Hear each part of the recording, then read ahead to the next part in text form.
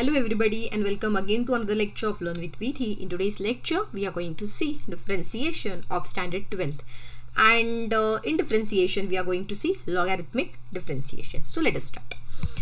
So differentiation start करायच्या अगोदर basic म्हणजे आपल्याला जे लॉगॅरिथमिक डिफरन्सिएशन आहे त्याचं मेन रिझन काय ते आधी समजून घेऊया की लॉगचा आपल्याला उपयोग का पडतो, लॉगची गरज काय आहे, लॉग केव्हा वापरायचा.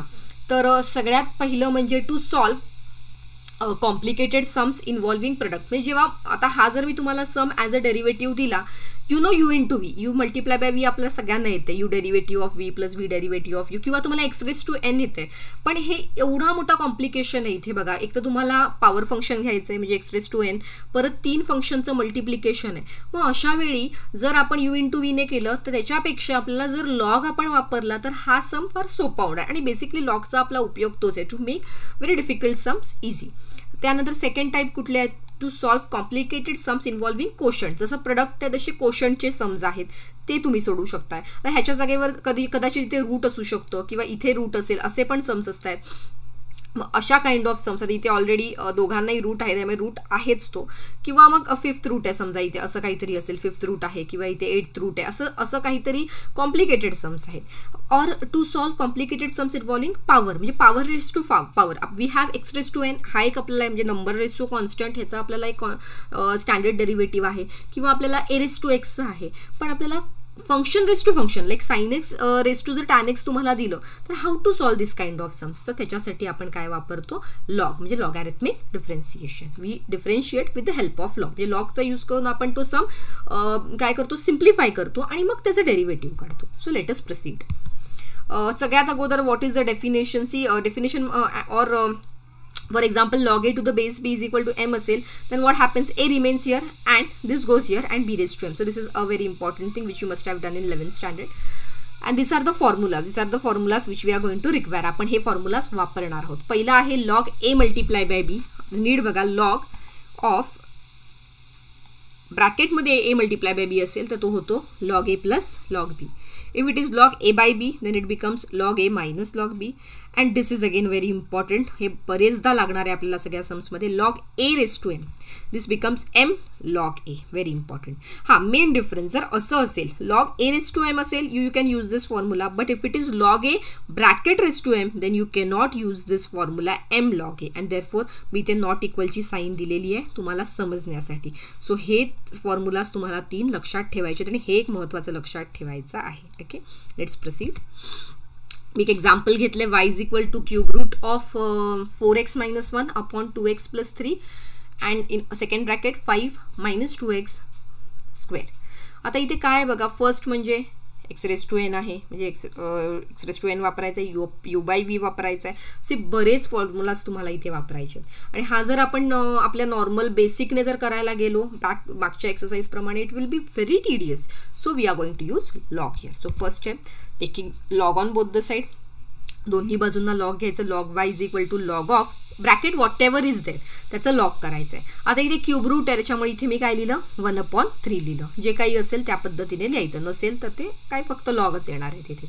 Next step, we are using the formula log of a raise to m is equal to m log a मी वापरला. मग त्याने काय होणार आहे, हा 1/3 कुठे येणार आहे, this 1/3 is going to come here by using this formula. या फॉर्म्युलाने आपण हे असं व्यवस्थित लिहून घेतलं.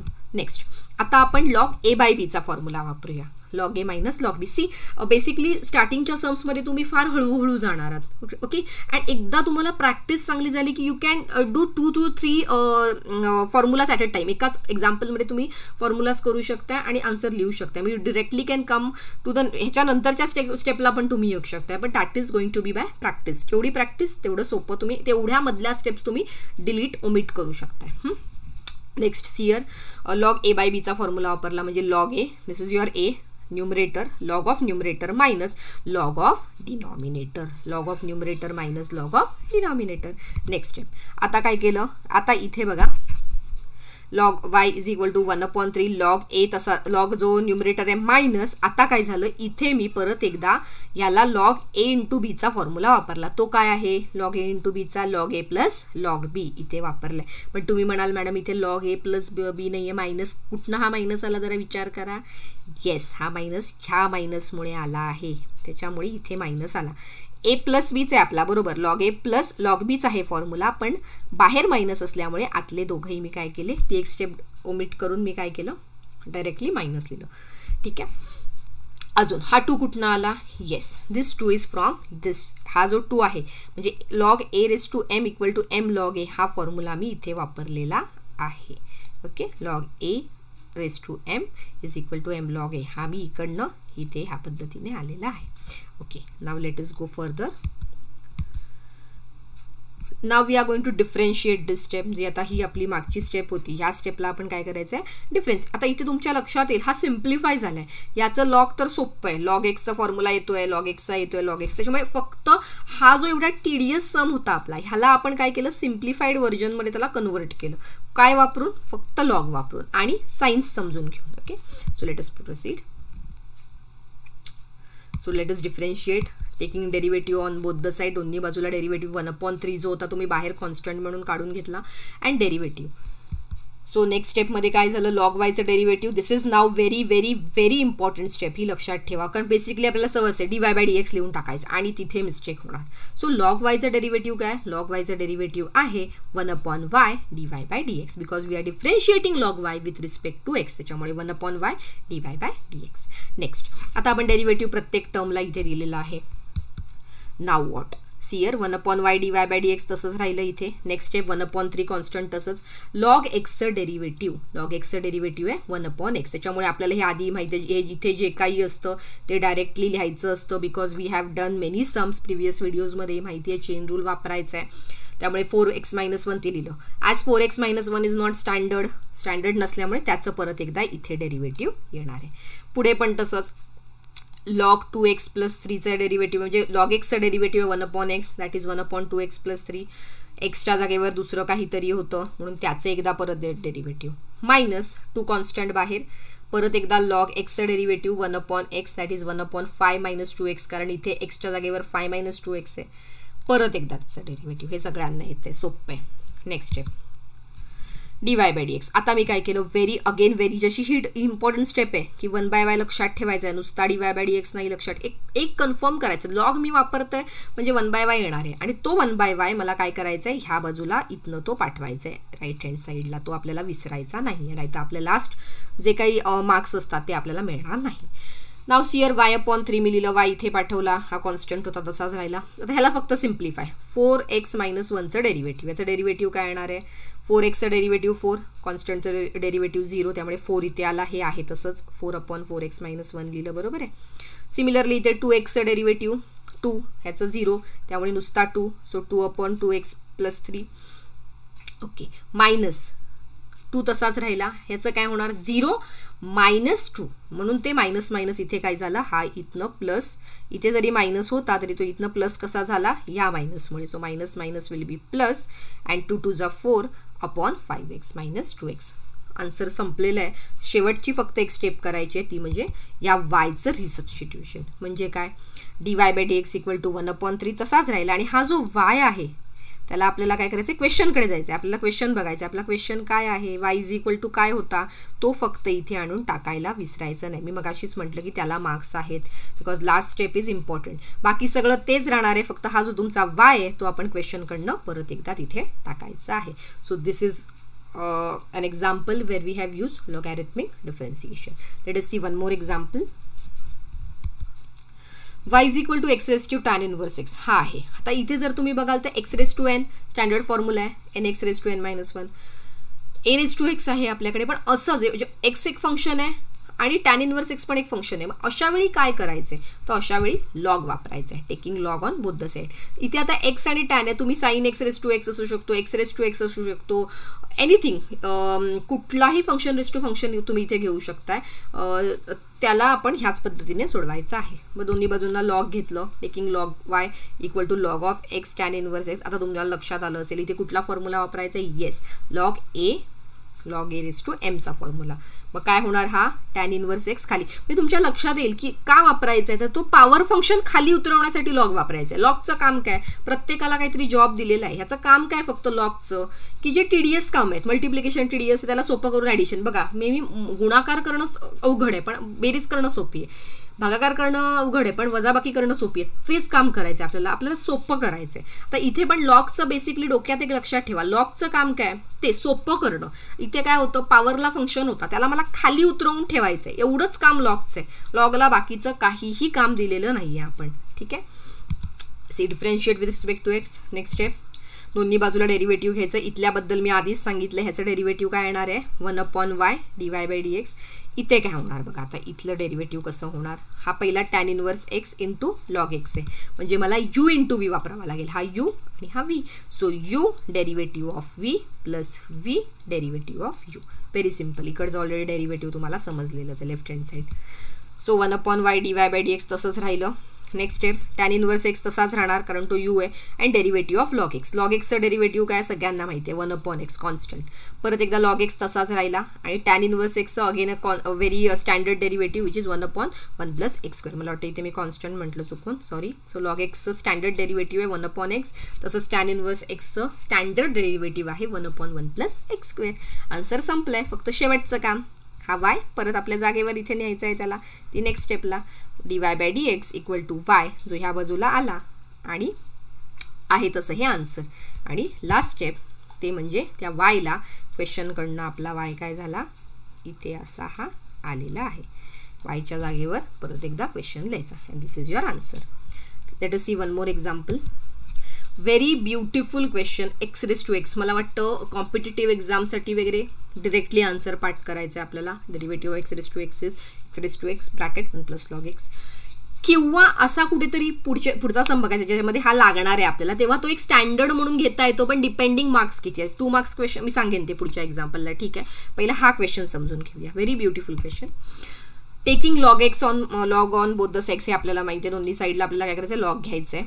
ती स्टेप येणार आहे. लॉगचं काम मी मगाशीच सांगितलं, लॉगचं काम काय, एकतर सोपं करायचं आहे काम, म्हणजेच काय, आता इथे पॉवर फंक्शन आहे त्याला खाली उतरवायचं. म्हणजे फक्त या लॉगने काय काम केलं, या फॉर्म्युलाने काय काम केलं, ह्या एक्सला जो इथे वरती होता इथे बसलेला त्याला काय केलं, खाली उतरवलं.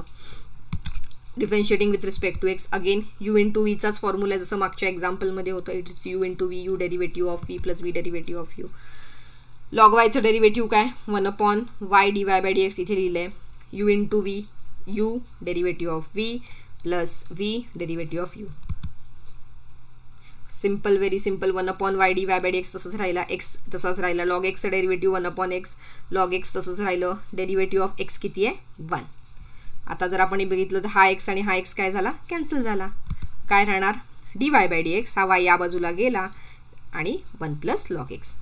रिसबस्टिट्यूट लास्ट स्टेपमध्ये एक्सला परत एकदा टाकायचं, इथे सॉरी वायला टाकायचं. वाय काय, x raise to x, and this is your answer. So derivative of x raise to x as a standard तुम्ही लक्षात ठेवू शकता. It is x raise to x bracket 1 plus log x. Next example, sine x raise to x. मी मगाशीच म्हटलं की असा एक एक्झाम्पल किंवा ज्याच्यामध्ये एक्स रेज टू एक्स आहे. काय करायचं आहे बघा, differentiating with respect to x, derivative केलं.